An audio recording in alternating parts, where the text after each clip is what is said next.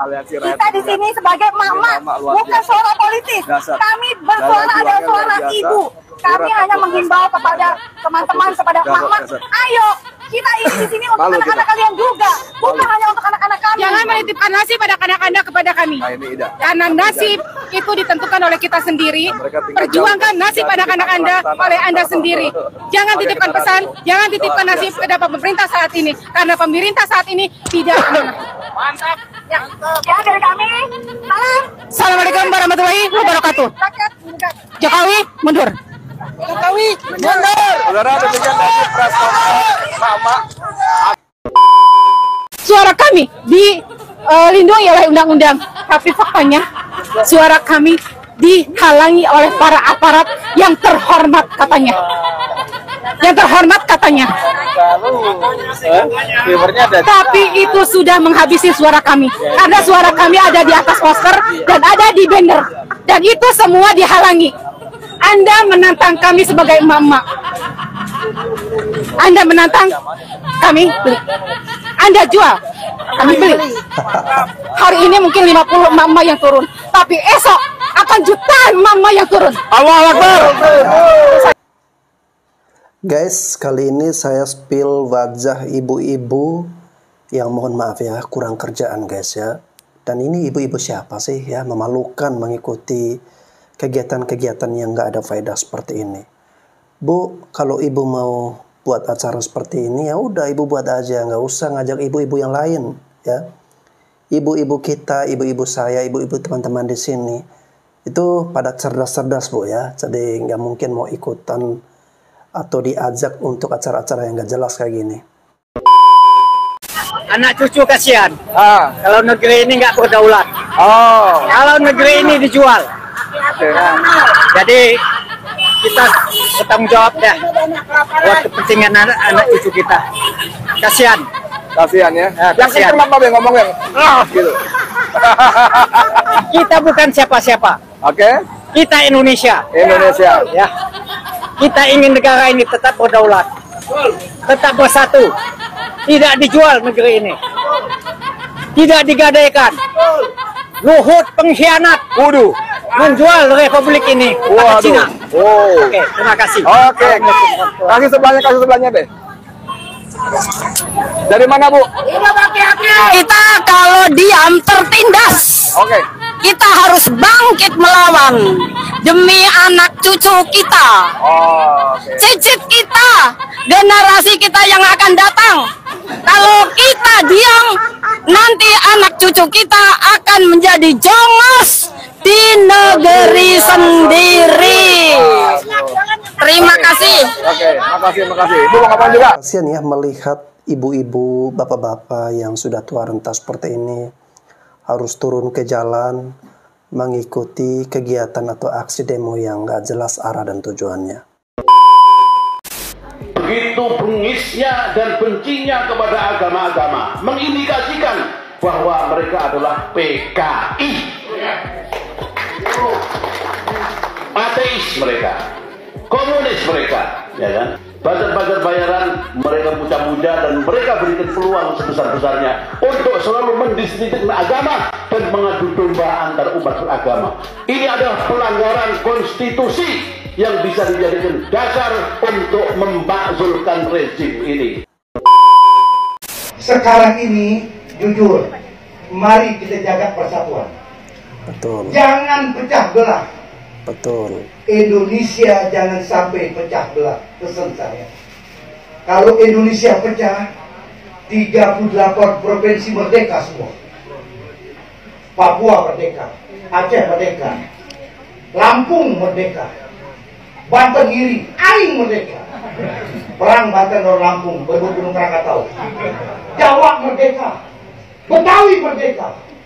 Berantakan Indonesia. Mari kita jangan pecah belah. Besok pemilihan presiden, jujur, jangan pecah belah. Pendapat saya, siapapun presidennya, bayar listrik masing-masing. Lu pikirin. Gue mah netral, gue mah.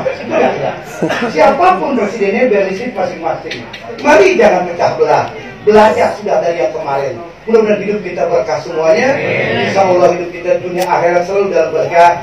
Sekian. Wassalamualaikum warahmatullahi wabarakatuh.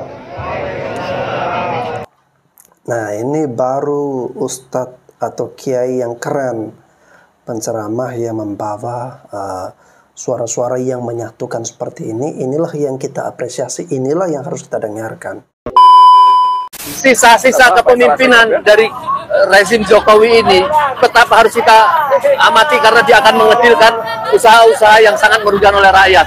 Rakyat tidak boleh capek, rakyat tidak boleh berhenti, ya, sampai akhirnya insya Allah kita akan diberikan oleh Allah pemimpin yang adil yang memperjuangkan untuk keaminan dan keamanan, ya. Insya Allah, ya, kita tidak boleh capek. Insya Allah Allah akan menjaga orang-orang yang baik. Tetapi kalau kita berhenti untuk mengawasi orang-orang yang jahat ini, maka kita Indonesia bisa akan tewas. Caranya adalah kita harus melawan sampai titik darah penghabisan. Yes. Siap. Allahu Akbar. Siap. Takbir. Allahu Akbar. Hai, yang teriak people power untuk pemakzulan Pak Jokowi. Jangan salah kalau kita balas dengan people power full untuk 3 periodenya Pak Jokowi. Mantap kan? Hanyalah dengan Islam. Karena itu umat Islam harus kembali pada metode yang menjadikan generasi awal berubah dan bangkit, yakni generasi Rasulullah SAW dan para sahabat yang bangkit dengan metode dakwah. Kedua, syariah dan khilafah adalah solusi tuntas bagi berbagai permasalahan yang mendera bangsa Indonesia bahkan dunia. Karena itu, seluruh elemen umat Islam wajib fokus dan bersatu untuk mewujudkan tegaknya syariah dan khilafah. Halo, assalamualaikum warahmatullahi wabarakatuh. Salam sehat, salam sejahtera, salam NKRI merdeka. Ini favorit saya guys ya. Saya mau heran tapi ini Indonesia. Saya mau bingung tapi ini Indonesia. Ya mau bagaimana? Orang-orang seperti ini selalu ada generasi baru dan generasi barunya. Terus begitu. Dahulu ada yang seperti itu. Saya tidak mau menyebutkan nama orangnya. Ada yang seperti itu dan sekarang sudah diam. Muncul lagi generasi yang lainnya. Bisa jadi ini utusan, entah utusan dari pengkhianat negeri atau utusan dari luar negeri, saya juga nggak tahu gitu ya. Yang berusaha berjuang untuk merusak NKRI, untuk merusak persatuan NKRI, merusak perdamaian NKRI gitu, saya nggak tahu. Untuk kalian yang barusan untuk kalian, tokoh ulama mana dan elemen masyarakat mana yang mendukung pergerakan kalian? Dah itu, tolong dijawab. Dan kemudian kalian mengajak dakwah kembali ke metode dakwah Rasulullah SAW dan para sahabat. Metode dakwah yang seperti apa? Kalau metode dakwah seperti Rasulullah SAW itu sudah dikerjakan di Indonesia. Bahkan dari awal Islam masuk Indonesia hingga saat ini, pemerintahan tidak pernah melarang. Metode dakwah Rasulullah sudah dilaksanakan. Bahkan saking pedulinya Indonesia dengan Islam, diizinkan untuk membangun pesantren-pesantren. Dan Islam menjadi agama terbesar di Indonesia. Jadi kurang apa? Kalian mewajibkan umat Islam wajib mendukung syariat. Wajib mendukung syariat dan khilafah. Syariat itu untuk diri sendiri. Misal saya memahami ajaran agama Islam dengan peraturan syariat Islam, dan saya memahaminya seperti apa, sebatas apa, dan itulah yang saya amalkan untuk diri sendiri. Jadi jangan memaksakan orang lain, apalagi memukul rata, meminta seluruh masyarakat Indonesia harus menjalankan syariat Islam. Tidak bisa. Karena setiap agama memiliki tata cara ibadah masing-masing. Jadi jangan dituntut saudara kita yang lain ya untuk mengerjakan amalan Islam, tata cara ibadah Islam ya, jangan. Kemudian khilafah. Khilafah seperti apa yang kalian minta? Khilafah ala minhajin nubuwah atau khilafah ala minhajin syaitoniyah ala kalian? Yang penuh dengan kekerasan, kekejaman, kekejian. Gini loh ya, Indonesia itu berdiri atas dasar Pancasila, bersemboyankan Bhinneka Tunggal Ika, berbeda-beda tapi satu jua. Agamanya beda, budaya beda, adat beda, suku beda, ras beda, tetap satu kita NKRI. Bersistem pemerintahan Undang-Undang Dasar 1945, jangan minta sistem pemerintahan khilafah atau yang lainnya. Terima kasih. Keren banget ya, sosok pemuda yang cerdas yang bisa memberikan arahan-arahan yang baik bagi kemajuan bangsa dan negara kita. Seharusnya para orang tua yang koar-koar ingin mendirikan sistem khilafah harus dengan syariat ini, syariat itu. Seharusnya malu dengan anak muda ini, guys. Lawyer, Jokowi nggak punya ijazah, nggak ada ijazah aslinya. Karena sampai detik terakhir, nah tadi kan alat bukti ya, alat buktinya nggak ada. Walaupun Pak Jokowi nggak punya ijazah, walaupun Pak Jokowi nggak sekolah ya, bukannya hak siapapun masyarakat untuk menjadi presiden, ya kan? Syarat menjadi presiden Indonesia kan tidak dibatasin, mau tukang becak, mau kuli bangunan, mau nggak sekolah, ya kan? Yang penting bisa memimpin, ya bisa jadi presiden, ya kan? Jangan lupakan itu, jangan rasis ya. Bahwa Allah mengatur hati seseorang ditutupi. Halo, selamat jumpa lagi dengan saya Mukti Junianto. Menanggapi masih itu ya, yang itu cuma sedikit mas dari saya. Memang semua sudah diatur, semua sudah diatur oleh Allah Subhanahu Wa Taala, bahwa hati mas akan tertutup untuk melihat kebaikan pemerintah saat ini, tertutup untuk melihat kebaikan uli amri jenengan, yang jenengan mau mengakui atau tidak mengakui bahwa Pak Jokowi adalah pilihan Allah Subhanahu Wa Taala untuk memilih negeri, untuk memimpin negeri ini. Memang benar Allah Subhanahu Wa Taala telah menutup hati jenengan untuk melihat kenyataannya bahwa Pak Jokowi itu benar-benar baik dan Pak Anies Baswedan itu kurang untuk menjadi baik. Kenapa? Imam Mahdi. Innalillahi wa inna ilaihi rajiun. Hanya karena mendukung Anies, Pak Kiai ini sampai kesambet, lupa ingatan. Ya Allah, cepat-cepat diruqyat ini, jangan sampai kebablasan. Innalillahi. Karena hanya mendukung loh orang ini, sampai lupa ingatan. Kesambet ini, kesambet guys. Halo, assalamualaikum. Terkait pencalonan Mas Kaisang, banyak yang nanya. Mas Kaisang kan belum berpengalaman jadi wali kota. Yang gue mau nanyain justru malahan teman-teman yang sudah menguasai Depok lebih dari 20 tahun, urus beginian aja masih nggak bisa. Terus masih lu tanya pengalaman orang untuk pimpin Depok seperti apa? Depok secara struktur, secara perangkat, mereka punya semuanya untuk menjalankan kota ini secara autopilot selama 20 tahun. Jadi harusnya dengan munculnya Mas Kaisang memberi perubahan dalam sistem autopilot yang selama ini jalan. Jadi harusnya Mas Kaisang bisa menjalankan pemerintahan kota Depok dengan lebih baik. Gua yakin pasti bisa. Bahkan orang yang nggak bisa begitu aja, ya gitulah kayaknya. Masih bisa kan jalan kota Depok, harusnya lebih baik. Untuk Margonda yang lebih baik. Assalamualaikum. Ya, mantap lah kalau memang ada masyarakat Depok yang suka dengan pencalonan Kaisang. Ya, semoga Kaisang bisa menjadi wali kota Depok. Amin. KKN di era Jokowi lebih ganas daripada KKN di era Soeharto. Kenapa? Zaman Pak Jokowi KKN lebih ganas daripada zaman Pak Harto. Ya iyalah, zaman Pak Harto kamu belum tahu apa-apa ya. Karena zaman Pak Harto kamu masih bocil, masih nggak berpikir. Yang berpikir itu orang tua kamu. Jadi kalau kamu ngomong seperti itu ya wajar saja. Karena di zaman Pak Jokowi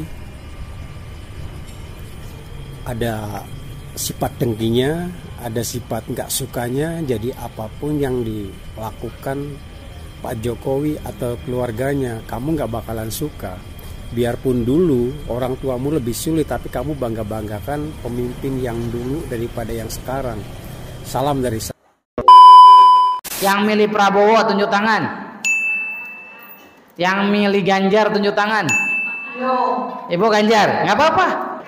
Ibu, kenapa milih Ganjar? Kalau saya milih Ganjar karena saya kan ngikutin sosial media. Dia untuk secara berkomunikasi dengan warganya dia lebih komunikatif. Terus dia juga bahasanya pakai bahasa yang lebih mengena untuk warganya. Lebih dimengerti ya? Iya, lebih dimengerti. Dan orangnya juga lucu dan humble sih kalau menurut Oke, baik. Ibu yang milih Anies, siapa yang milih Anies?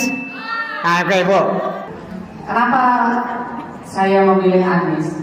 Karena di zaman sekarang ini Pak, kita harus cerdas.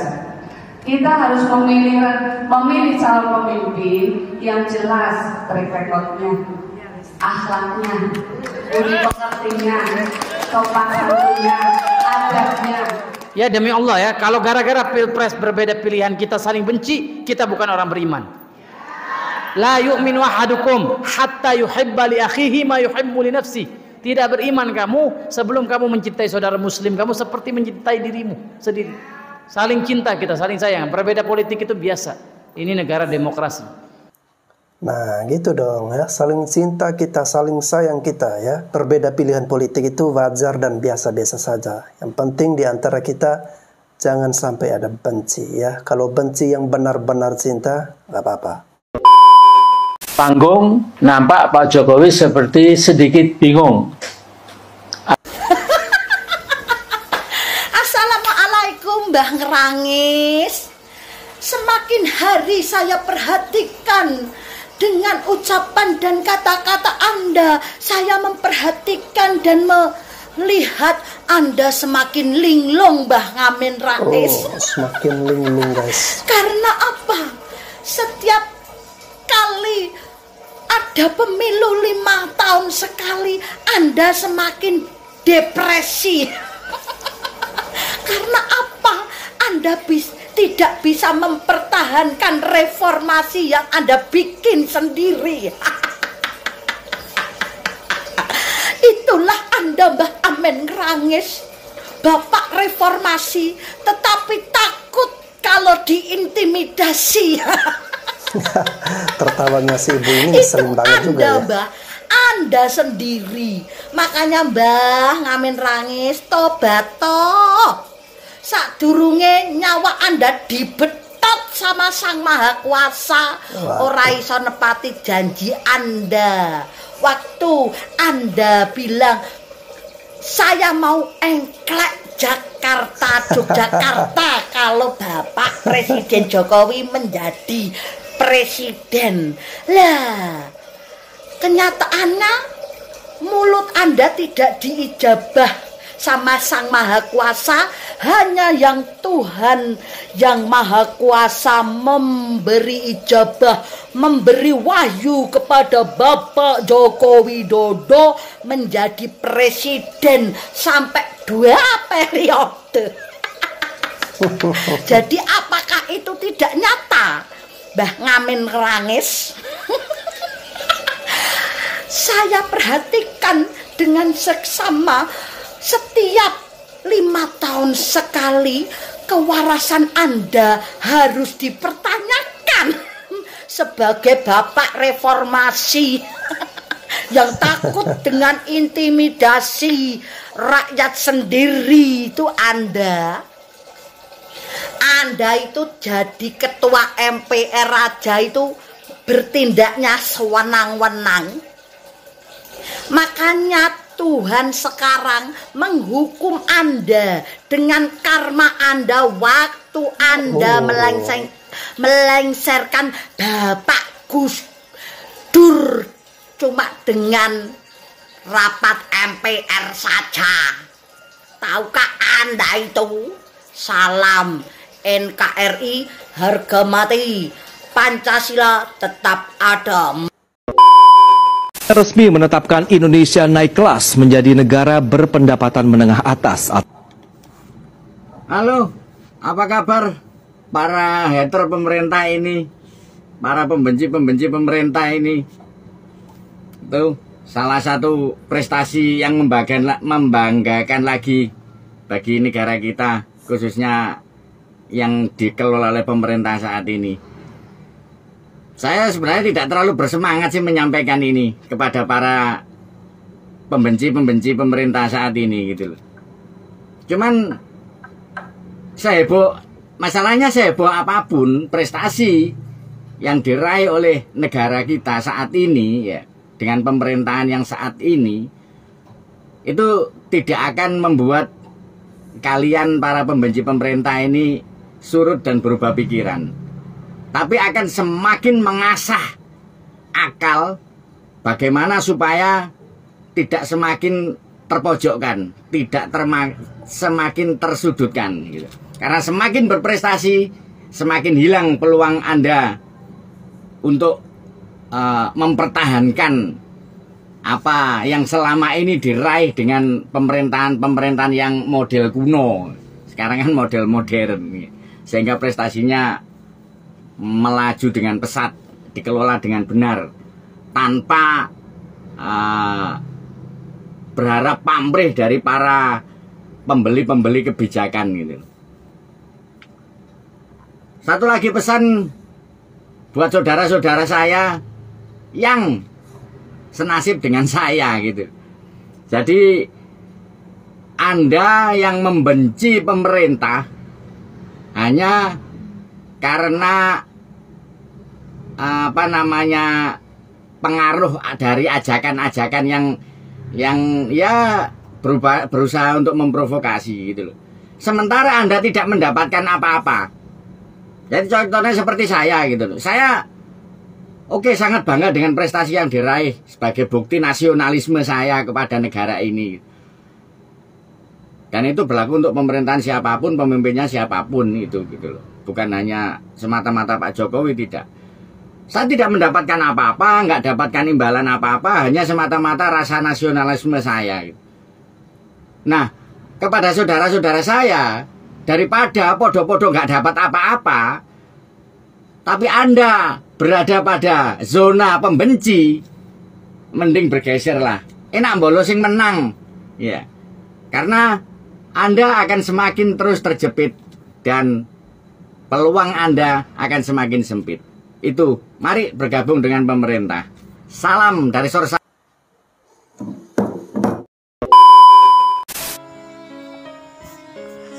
Halo bro, ini yang kamu katai seperti A dan kamu katai seperti B dan kamu katakan hanya sekedar P, pencitraan doang, yang berbungkus dengan kesederhanaan padahal bersifat D. Menurutmu ya, menurut saya tidak. Jarang di dunia ini memiliki pemimpin seperti Bapak Presiden Joko Widodo.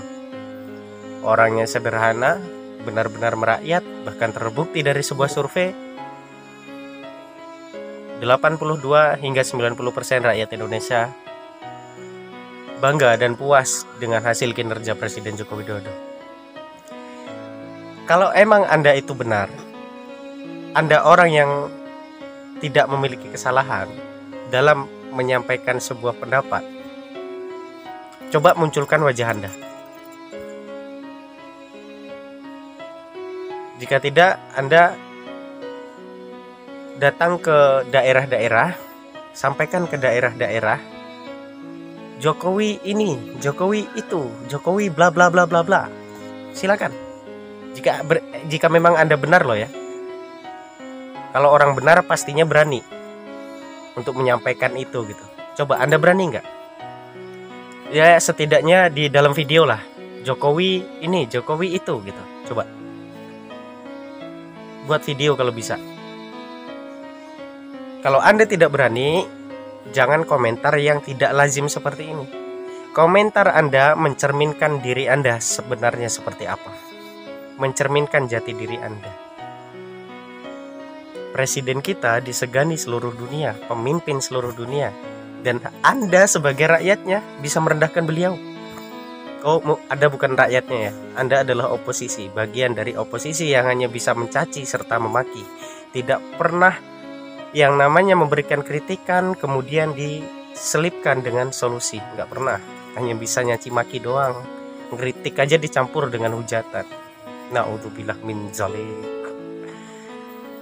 Ya mudah-mudahan saya berdoa Anda segera kembali lah ya.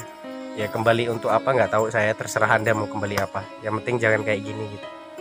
Kasihan dirimu sendiri, sayangi dirimu sendiri. Oke, terima kasih. Assalamualaikum. Oke guys, pesan saya untuk ibu-ibu tadi yang mengikuti acara demo ya. Gini ya Bu, kalau kalian mau keluar-keluar ingin memaksulkan Presiden Jokowi dengan demo-demo Anda yang gak jelas itu, silakan ya. Jangan ajak-ajak ibu-ibu yang lain. Biarkanlah ibu-ibu waras yang lain bekerja, melayani suami, membereskan pekerjaan rumah tangga. Itu masih lebih baik ya. Daripada seperti ibu-ibu ini yang gak punya kontribusi untuk bangsa dan negara, tetapi kerjanya hanya bikin gaduh, hanya bikin ribut ya. Sekarang pertanyaan saya simpel aja Bu ya. Sebentar lagi kan Pak Jokowi mau turun dari jabatannya. Lalu ngapain kalian demo untuk memaksulkan Pak Jokowi? Ngapain kalian demo untuk paksa Pak Jokowi turun? Sabar Bu ya, sabar. Tinggal sebentar lagi. Tanpa perlu harus people power, tanpa perlu harus kalian demo bawa-bawa spanduk, bawa-bawa tulisan yang gak jelas. Pak Jokowi akan turun dengan sendirinya ya. Oke, jadi saya rasa itu saja yang bisa saya tampilkan di sini. Terima kasih untuk teman-teman semua yang sudah menyaksikan video ini. Sampai jumpa lagi di video-video selanjutnya.